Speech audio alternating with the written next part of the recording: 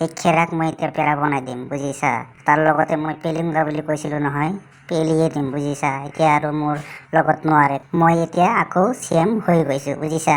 অসমৰ ৰাইজৰ আগত মোৰ যিবিলাক গোপন কথা আছিল সব কথা প্ৰকাশ কৰি দিছে বুজিছা, ৰাইজৰ মাজত আনি দিছে।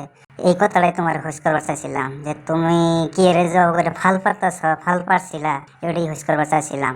তুমি তার মানে ডরাইছিলা নে যে হাসা কথা বলে আসামে রাইজে জুল যাই না জায়গা নে। মামা এনে একটা হাসা কথা কবা শুনি, তোমার এটা কথা হুশ করি, হাসা হাসা কবা কিন্তু হ্যাঁ, মিশা কথা কবা না।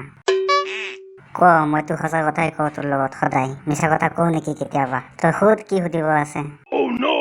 কথাটা হইল তোমার যে এই পঙ্কজ খেরা নামের মানুষটা মনে আছে না, ইলেকশনের আগে যে তোমারে কইছিল, ইভেনি কইছিল মনে আছে?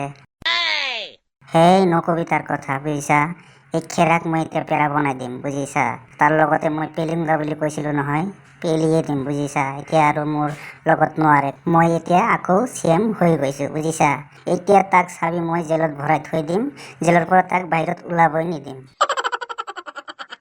হাসাই নাই মামা, এত রাগ কে ওর উপরে তোমার? ওতে কি এরম বড় কথা কইছিল যে তোমার পার্সোনাল ব্যক্তিগত দুশ্মন বানাই নিলা তুমি ওরে?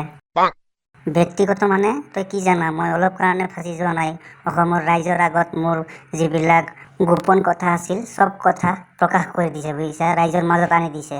মোৰ বহুত ভয় লাগিছিল সেই সময়ত বুজিছা, ভাবিলোঁ কিবা কৰে, অসমৰ ৰাইজে মোক ভোট দিয়ে বা নিদিয়ে, মোৰ বহুত টেনশন হৈ আছিল বুজিছা। এই কথাটাই তোমার হুশ করবার চাইছিলাম যে তুমি কি এরে যাও করে ফাল পারতাছ, ফাল পারছিলা, এটাই হুশ করবার চাইছিলাম।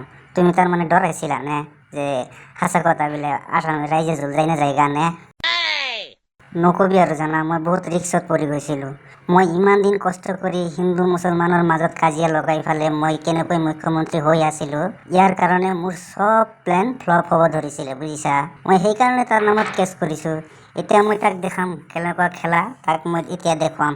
মোৰ পত্নীৰ নামত কোন কোন দেশৰ পাছপোৰ্ট আছে এতিয়া সি মোক দেখাই দিব লাগিব। আছে কিন্তু মই তাকতো দেখুৱাব নিদিওঁ, কাৰণ মই কাকো নজনাওৱে, কোনেও নাজানে আছে না নাই, সেইটো মইহে জানো। এতিয়া সি মোক যদি দেখাব নোৱাৰে বুজিছা, মই তাক জেলতে ৰাখি দিম। পেলুংগা বুলি কৈছিলোঁ নহয়, সঁচাকৈ পেলুংগা এতিয়া বুজিছা। মামা তুমি বিরাট একটা বড় অহংকারী মামা, তোমার আমি এই বিষয়ে অহংকারী মামা বুঝছো।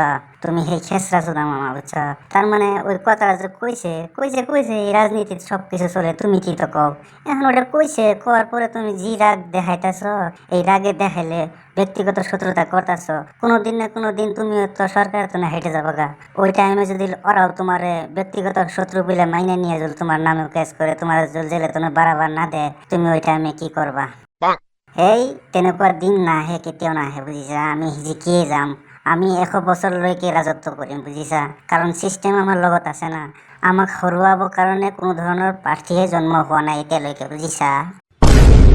বুঝছি তোমার কথা, তুমি যেটা কইতাছ না তোমার হারাবানের কোনো পার্টি জন্ম নাই হইছে, কিন্তু তুমি যে ওই যে সিস্টেম হাতে নিয়ে নিছ, চুরি করে জিতিতাছ, ওরে তো জিতিলে জিতন যাবই, কিন্তু এইভাবে সারা বছর তো জিতে হবে না। কোনোদিন না কোনোদিন এই ভারতের রাইজ বা আসামের রাইজ সজাগ হবো বুঝছ। যেদিন সজাগ হবো ওদিন কিন্তু তুমি কোনো মুড়ে দিয়ে রেহাই পাবা না বুঝছ। কি রাজ হাসা কথা কইছি না, যদি কথা কইলে উচিত কথা কয়ে থাই। দেখুন বেলা আমার কথা হাসা হবো একদিন। এই মামার কপালে বহুত দুঃখ আছে বুঝছেন, বহুত দুঃখ আছে, জেলে তুমি বাড়াবাড়ি পাবনা নাই। আর যদি চালাকি করে দেশ ছাইড়ে পলায় জায়গা, তাহলে তো 10 কথার এক কথা বুঝেন নাই। যদি উচিত কথাগুলো আমি কয়ে থাকি, কথাগুলো যদি আপনাদের পছন্দ হয়ে থাকে তাহলে এই ভিডিওটা শেয়ার করে দিবেন। আর আমার ফেসবুক পেজে যদি ভিডিওটা দেখতেছেন তাহলে পেজটা ফলো করে নেবেন। আর যদি ইউটিউবে দেখতেছেন তাহলে চ্যানেলটা সাবস্ক্রাইব করে নেবেন। আবার লোক পাবো নতুন একটা ভিডিও নিয়ে। ধন্যবাদ।